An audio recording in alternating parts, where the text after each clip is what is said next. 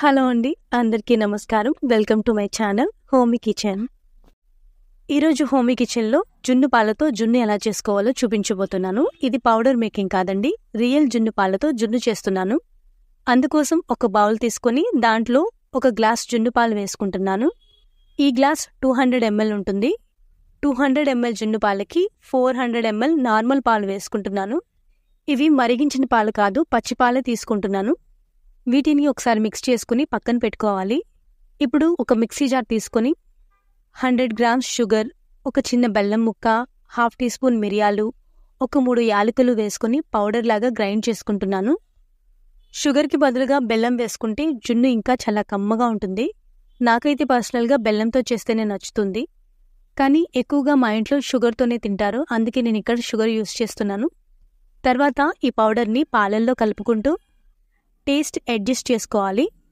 మనం తీసుకున్న పాలు మొత్తం కలిపి 600 ml అవుతాయి కదా, సో దీనికి 150 grams షుగర్ పౌడర్ కరెక్ట్గా సరిపోతుంది.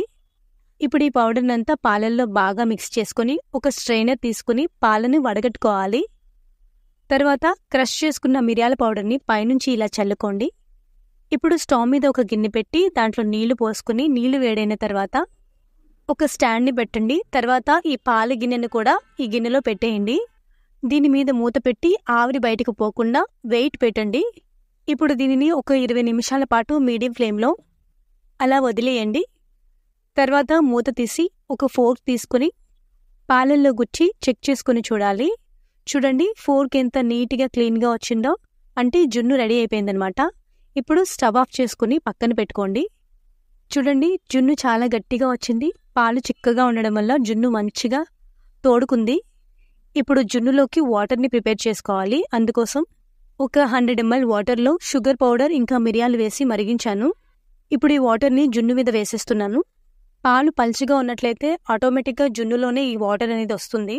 పాలు చిక్కగా ఉంటే మాత్రం రావండి, మనమే ఇలా ప్రిపేర్ చేసుకుని వేసుకోవాలి.